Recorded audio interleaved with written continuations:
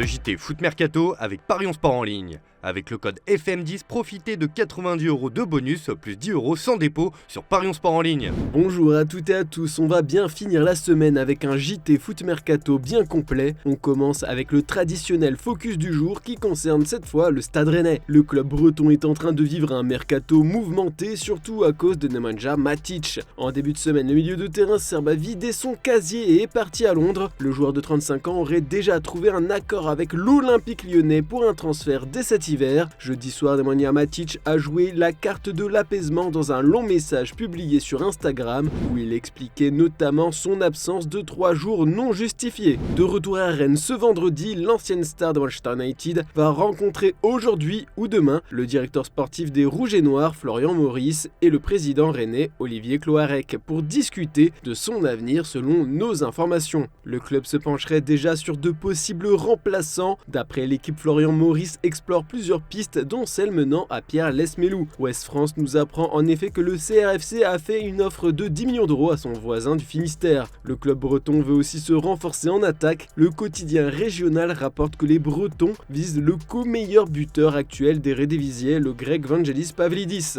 Mais il n'est pas le seul puisque Moiskin plairait également aux Bretons. D'ailleurs, Arnaud Kalimuendo est pisté par l'Eintracht Francfort, mais Rennes n'est pas vendeur d'après nos informations. En défense aussi, le programme est chargé pour les Rennais. Ils ont ainsi entamé des discussions avec Clermont pour boucler l'arrivée du défenseur ghanéen Alidou Sédou. Guillermo Maripane est aussi dans les petits papiers des dirigeants. Selon nos informations, le joueur est prêt à rejoindre le CRFC. Surtout que d'après nos indiscrétions, l'Olympique de Marseille a décidé d'accélérer sur Adrien Truffert. Son départ serait une grosse perte pour les Bretons, mais un renfort de taille pour les Phocéens. Dans le reste de l'actu, la nouvelle stratégie de l'Arabie Saoudite fait trembler les cadors européens. Après s'être attaqué aux grands noms et aux stars, la Saudi Pro League envisage de s'attaquer aux cracks de demain. D'après les informations du Daily Mail, les règles sur les joueurs étrangers vont être modifiées. Leur nombre actuel est limité à 8 par équipe et devrait passer à 10 très prochainement. De quoi faire venir encore plus de joueurs, mais cette fois ce sont pas des grands noms qui sont visés. Les regards vont se tourner vers les meilleurs centres de formation des clubs sud-américains et européens afin de recruter les grands talents de demain et les faire développer dans le championnat saoudien. Cela viendrait donc contrarier des clubs comme Manchester City et surtout le Real Madrid, devenus spécialistes ces dernières années des jeunes recrues brésiliennes. Même le Barça pourrait être attaqué sur ses pépites déjà confirmées comme Lamine Yamal ou encore Gavi. Mauricio Pochettino a fait une déclaration inquiétante sur Christopher Nkunku. Rapidement blessé et écarté des terrains pendant de longues semaines, l'ancien attaquant du RB Leipzig est de nouveau sur le flanc. Un gros coup dur pour la formation londonienne et l'international français, qui plus est à quelques mois de l'Euro 2024 en Allemagne. De nouveau absent lors de la victoire de son équipe contre Preston, le droitier d'1m77 semble aujourd'hui souffrir de la hanche. Présent ce vendredi en conférence de presse avant d'accueillir Fulham dans le cadre de la 21e journée de Première Ligue, le technicien argentin des Blues ne cachait pas son pessimisme. Je suis un peu inquiet pour Christopher Nkunku, nous ne savons pas ce qui va se passer. Bien sûr, je suis inquiet car encore aujourd'hui, cela fait 10 jours qu'il ne peut pas s'entraîner, nous l'évaluons. Puis Neymar a sans doute grimacé lorsqu'il a vu l'identité du nouveau sélectionneur du Brésil. Dorival Junior était son entraîneur à Santos, mais une dispute avait éclaté en 2013 après que Dorival ait refusé que la star Auriverde ne tire un penalty. Après la mise à l'écart de Neymar suite à des insultes, Dorival avait été licencié. Un incident oublié à en croire le principal intéressé qui veut en revanche voir l'ancien parisien en forme et concentré. Bom, o Brasil tem que aprender a jogar sem o Neymar, entendendo que o momento dele seja de uma lesão, mas tem que saber que nós temos aí dos 3 maiores jogadores do mundo nesse momento e que nós temos que aproveitá-lo. E o Neymar é jogador muito importante, desde que recuperado, em condições e totalmente focado. Não tem problema nenhum com o Ney. A proporção que tomou aquela situação, ela foi além do que esperávamos, desnecessariamente. Nós, desde aquele momento mesmo, após a partida, nós já estávamos conversando, falando. A diretoria do Santos tomou uma posição, eu respeitei, apenas isso. Mas com o atleta, nunca tive nenhum tipo de problema, ao contrário, todas as vezes que nos encontramos, é sempre uma situação muito positiva.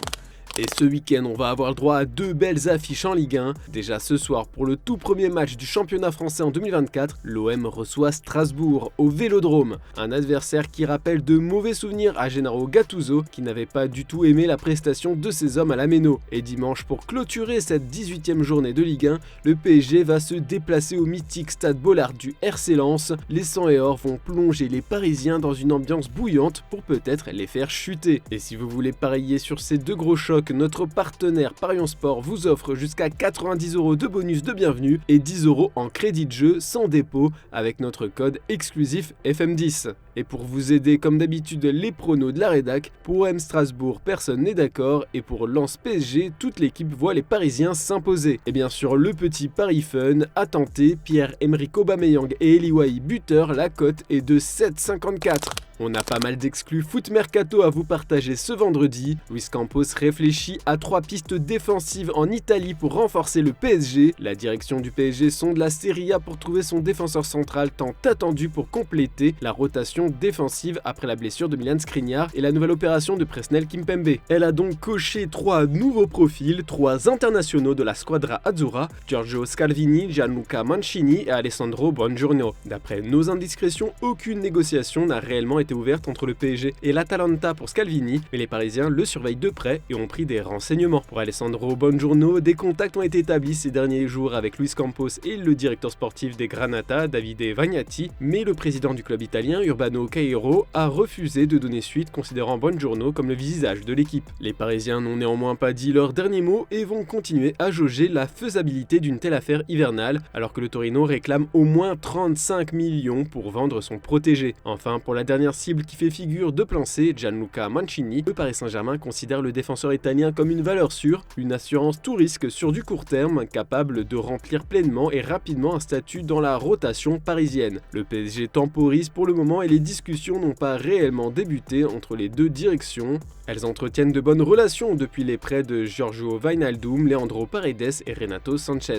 Puis l'OL passe la seconde pour David Carmo, considéré pour beaucoup comme un grand talent portugais à son poste. Carmo n'est pas dans une situation des plus favorables à Porto, la faute à un temps de jeu limité du fait de relations compliquées avec son coach le bouillant Sergio Conceição. Conscient de l'opportunité, Lyon a soumis une première offre de prêt payant d'1 million d'euros au Dragoès, une proposition insuffisante aux yeux de l'actuel 3e de Liga Betclic. Pas de quoi décourager la formation lyonnaise qui va revenir à la charge dans les toutes prochaines heures avec une offre de prêt rehaussée cette fois-ci, aussi bien au niveau du montant du prêt payant que de l'option d'achat. En plus, Porto doit aussi gérer son attaquant Gonçalo Borges qui force son départ pour rejoindre le LOSC. Vu comme un remplaçant par Sergio Conceição, Borges est emballé à l'idée de rejoindre Lille où il retrouverait quelques compatriotes. Ces dernières heures, un accord total a été trouvé entre les deux clubs pour un prêt payant avec option d'achat pour un montant inférieur à 20 millions d'euros. Mais pour l'instant, l'ailier portugais qui devait s'envoler en direction du nord de la France pour passer sa visite médicale est bloqué par son entraîneur qui ne veut pas le laisser partir. Enfin, on passe aux officiels du jour. Après Jadon Sancho hier, Dortmund a annoncé l'arrivée d'un nouveau renfort ce vendredi matin. Le Borussia a recruté l'international junior néerlandais Jan Masten. L'arrière gauche qui a passé la visite médicale à Dortmund mercredi est prêté par Chelsea jusqu'à la fin de la saison. Puis Eric Dyer, en fin de contrat dans 6 mois avec Tottenham, a rejoint le Bayern dès cet hiver dans l'espoir de retrouver des minutes avant l'Euro 2024. Le FC Bayern a signé un contrat avec Eric Dyer en provenance de Tottenham Hotspur jusqu'au 30 juin 2024 avec une option d'1 année supplémentaire. Le défenseur international anglais portera le numéro 15 à Munich, est-il précisé dans le communiqué du club. Et les Spurs ont déjà trouvé son remplaçant. Nous sommes ravis d'annoncer la signature de Radu Dragusin, l'international roumain a signé un contrat avec le club qui court jusqu'en 2030 et il portera le numéro 6, précise ainsi le communiqué du club londonien. Ensuite, l'OL confirme Pierre Sage jusqu'à la fin de la saison. Après avoir été nommé par intérim le 30 novembre dernier, l'Olympique lyonnais a décidé de prolonger la mission de Pierre Sage auprès de l'équipe professionnelle jusqu'à la fin de la saison, peut-on lire dans le communiqué de la formation rodanienne. Enfin, l'éternel Dimitri Liénard reprend du service, mieux encore, il est de retour au bercail. En effet, le FC Sochaux-Montbéliard vient d'annoncer la signature du natif de Belfort, libre de tout contrat après avoir quitté le SC Bastia à la mi-novembre 2023. Le milieux de terrain s'engage avec les Lionceaux du Doubs jusqu'en 2025. On passe à l'image du jour, Mbappé, Beckham, Ronaldo, il n'y avait que des grosses stars hier soir sur le parquet de l'Accor Arena de Paris pour assister à la 3e édition du NBA Paris Game avec les Cleveland Cavaliers et les Brooklyn Nets comme affiche. Il y a de belles rencontres entre légendes et futures légendes. Je vous laisse mater ça et à lundi pour un nouveau JT sur Foot Mercato. Restez bien connectés. Bonne soirée tout le monde.